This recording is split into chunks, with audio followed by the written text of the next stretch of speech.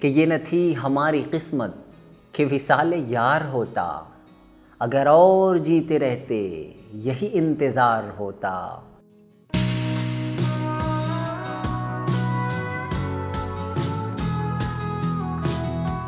ناظرین آداب، poetry studio کی خاص پیشکش شاعر اور اس کی شاعری، جس میں ہم اپنے پسندیدہ اور محبوب شعراء کی زندگی، حالات زندگی اور منتخب اشعار پیش کرتے ہیں۔ آج کی اس کڑی میں ہم بات کریں گے اس عظیم شاعر کی جس کا تعارف خود اس کا شعر کہ نہ تھا کچھ تو خدا تھا، کچھ نہ ہوتا تو خدا ہوتا۔ نہ تھا کچھ تو خدا تھا، کچھ نہ ہوتا تو خدا ہوتا۔ ڈبویا مجھ کو ہونے نے، نہ ہوتا میں تو کیا ہوتا۔ اور ہوئی مدت کے غالب مر گیا پر یاد آتا ہے۔ ہوئی مدت کے غالب مر گیا پر یاد آتا ہے۔ وہ ہر ایک بات پہ کہنا کہ یوں ہوتا تو کیا ہوتا۔ جی ہاں، ہم بات کر رہے ہیں اردو کے عظیم شاعر، اردو کے پسندیدہ اور محبوب شاعر، اردو کی آن بان اور شان مرزا اسد اللہ خان غالب کی۔ بقول رشید احمد صدیقی کہ مجھ سے اگر پوچھا جائے کہ سلطنت مغلیہ نے ہندوستان کو کیا دیا تو میں بے تکلف یہ 3 نام لوں گا: غالب، اردو اور تاج محل۔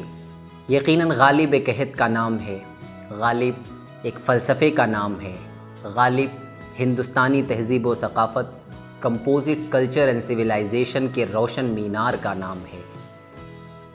غالب کا تعارف یہ ہے کہ مرزا نوشاہ اسد اللہ خان غالب آپ کا پورا نام، 27 دسمبر 1797 عیسوی کو آگرے میں پیدا ہوئے۔ غالب نے جس مشکل ترین دور میں زندگی کے دن گزارے ہیں، جس میں ایک طرف ہندوستان کی عظیم سلطنت کا خاتمہ ہو رہا تھا تو دوسری طرف انگریز قوم کو ملک کے اقتدار پر چھاتے ہوئے دیکھ رہے تھے۔ غالب بچپن میں ہی یتیم ہو گئے۔ پرورش چچا مرزا نصر اللہ بیگ نے کی۔ 8 سال کی عمر میں ہی چچا بھی فوت ہو گئے۔ ابھی 13 سال کی ہی ہوئے تھے کہ 1810 عیسوی میں شادی کے بندھن میں بندھ گئے۔ امراؤ بیگم سے شادی ہو گئی۔ شادی کے بعد وطن آگرے کو خیر باد کہہ کر دہلی آ گئے۔ شادی کے بعد جب گھر کے اخراجات بڑھ گئے تو مالی مشکلات کا سامنا بھی غالب کو کرنا پڑا۔ 1850 عیسوی میں بہادر شاہ ظفر کے دربار میں آ گئے۔ انہوں نے خاندان تیموری کی تاریخ لکھنے پر 50 روپے ماہانہ آپ کا وظیفہ مقرر کیا۔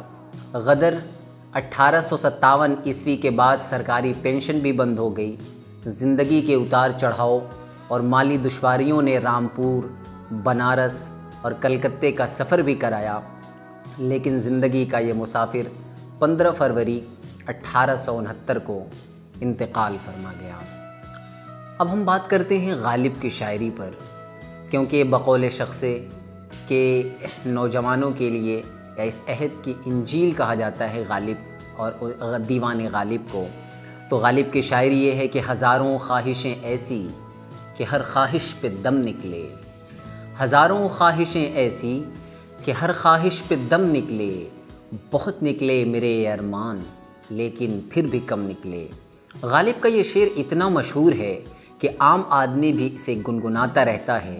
اس کی سب سے بڑی وجہ یہ ہے کہ غالب نے اس شعر میں انسان کے جذبے اور اس کے احساس زندگی کو چھوا ہے۔ غالب کے شاعری کا سب سے بڑا کمال یہ ہے کہ غالب شاعروں کی بھیڑ میں بھی پہچان لیے جاتے ہیں۔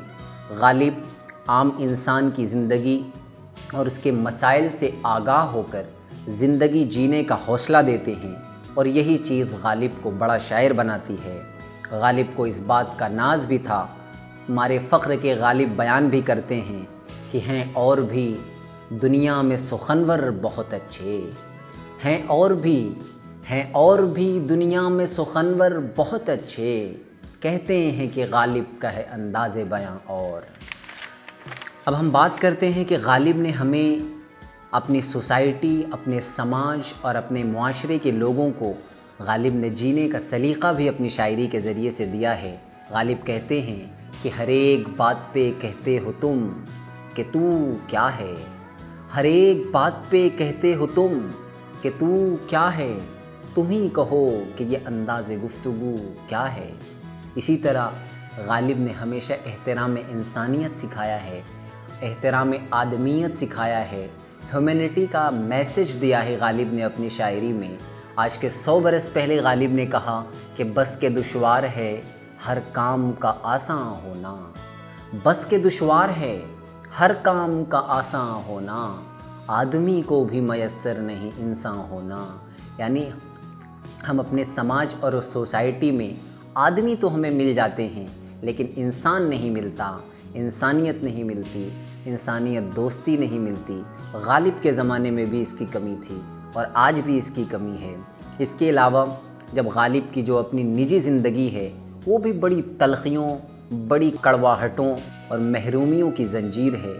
بچپن میں ہی آپ کے والد اس دنیا سے چلے جاتے ہیں، آپ کے چچا نے آپ کی پرورش کی، پھر ان کی شفقت سے محرومی ہو گئی، 13 سال میں ہی آپ کی شادی ہو گئی اور قرضوں کا بوجھ، اور لوگوں نے غالب کو اتنے زخم دیے کہ کچھ درد کے اشعار غالب کی زبان سے یوں نکلے کہ پانی سے سگ گزیدہ ڈرے جس طرح اسد، پانی سے سگ گزیدہ ڈرے جس طرح اسد، ڈرتا ہوں آئینے سے کہ مردم گزیدہ ہوں۔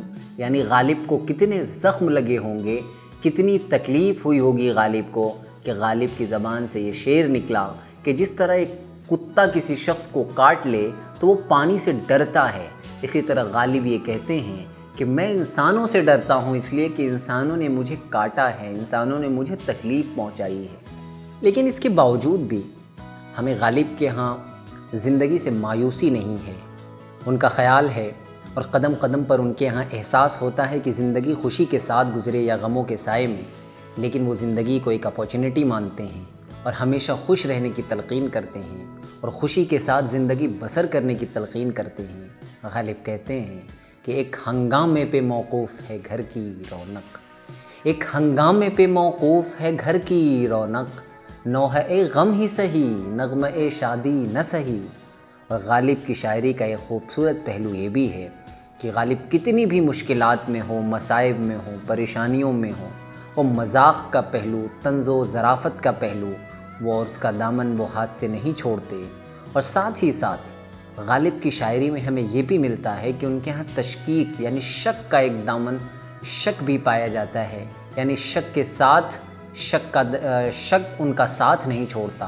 اور ظاہر ہے کہ ایسے حالات میں انہوں نے زندگی گزاری ہے، ایسے عہد میں وہ جی رہے تھے کہ ایک طرف ہندوستانی تہذیب اور ہندوستان کی گنگا جمنی تہذیب اور ہندوستان کی وہ قدیم تہذیب رخصت ہو رہی تھی، نئی تہذیب، یورپین تہذیب، مغربی تہذیب آ رہی تھی۔ اس دوران غالب شک کے پہلو میں شاید شک کا غلبہ کچھ اس قدر تھا کہ غالب کی زبان سے نکلا کہ ہم کو معلوم ہے جنت کی حقیقت، لیکن ہم کو معلوم ہے جنت کی حقیقت، لیکن دل کے خوش رکھنے کو غالب یہ خیال اچھا ہے۔